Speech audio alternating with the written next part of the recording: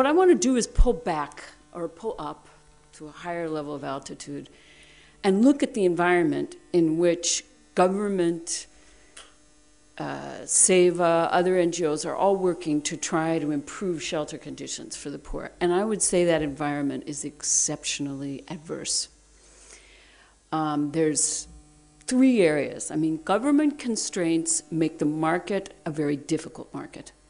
They make it a supply-constrained market. They make it an expensive market. That affects all actors in the market. There's a tendency, and this is not unique to urban, but there's a tendency to design programs that promise a wonderful outcome that can only be given to a few people.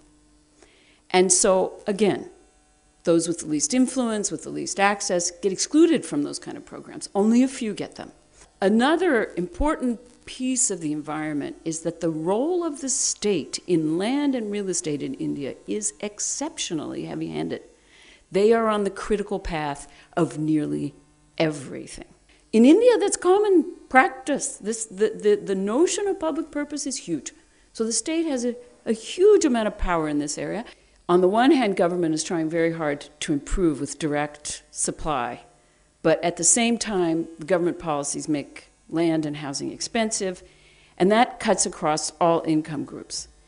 And in spite of, and I'm really talking here in the past because RAY is trying to make a break with this approach, but in the past, the idea was, housing for all, we're going to promise a 270 square foot house.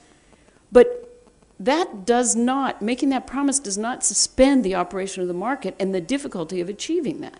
Essentially, they reduce the supply of land. They reduce the supply of built space. You have green belts, you have urban growth boundaries, you have restrictive zoning, you have large government parastatal and land holdings. I mean, when I talk to people about land available in the city, they never ever talk about the cantonment. They talk about how the slums block development. They never talk about how the cantonment is usually in prime space, blocking development, blocking commercial, all kinds of changes in the city. No, but that's just there. That's an entitlement. Also, very important point, often neglected, there's a chronic rationing of infrastructure. There's an underinvestment, no matter how much. People tell me, for example, in Mumbai, they say, do you really think we need more infrastructure? That's a very unique way of thinking about it. When a place is so poorly connected, when there's so many shortages of everything, you go and see these wonderful toilet blocks that have been built to prevent open defecation, and nobody flushes them because there's no water. The investment in infrastructure is part of the housing problem. Then, having made land hard to get, effective supply of land reduced, regulations inflate the demand for land. The FARs, the minimum lot size, the streets, all these bid up the cost of land. The environment in the housing market is extremely adverse. And to illustrate this, you look at the most prosperous city in the country, the city that has the highest purchasing power, and you have preliminary data for 2000 suggests that it could be nearly 2/3 of the population living in slums. That's more than exclusion. Ahmedabad is different. It's better. But if you look between 1991 and 2001, where is the expansion in supply coming from? All illegal, informal. And you still have a substantial percentage of the population living in slums. Promising, a 270 square foot legal, regular house for all is never going to work. There's limited fiscal capacity. There's limited political and social consensus. And let me just dwell for a second on this, because I do think that a lot of these issues unite the middle class and the poor, because they affect them all. Government housing supply is limited. Let's just look at the facts. In Mumbai, it's 7% of the total supply. And they've ramped up their program considerably in the last few years. In Ahmedabad, it's 8% for the lower income sections, and then there's another 3% for the MIG, HIG segments. TDRs have become very popular. They're an off-budget item. A lot of people say this will be a great answer.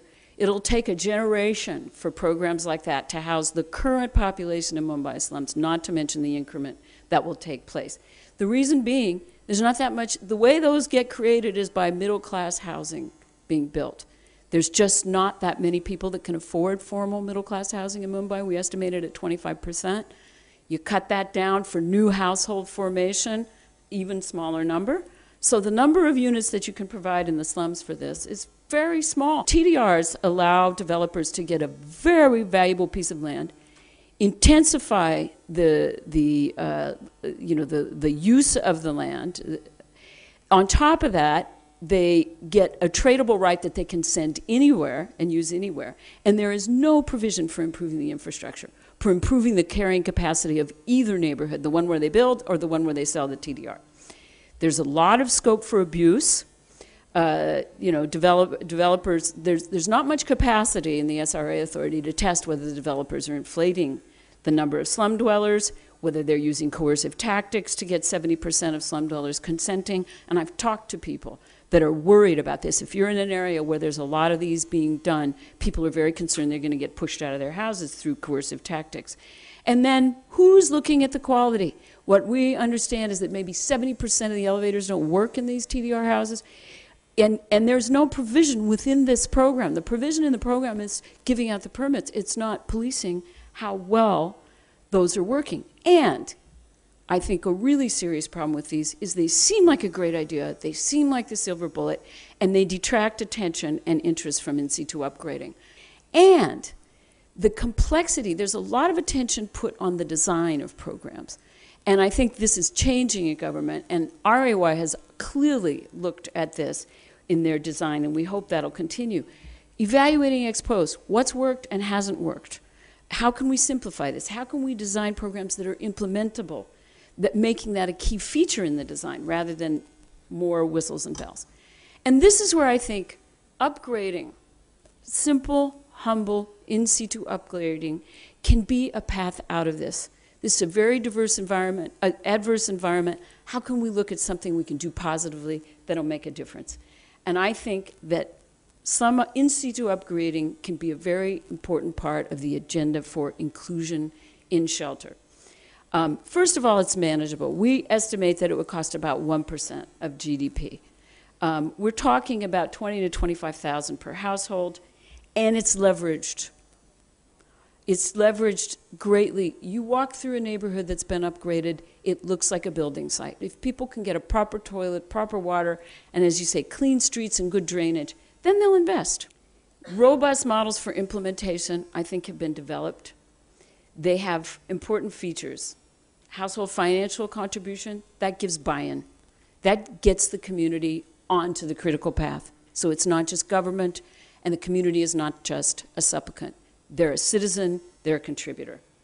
They supervise the works. That gives them some control and efficiency.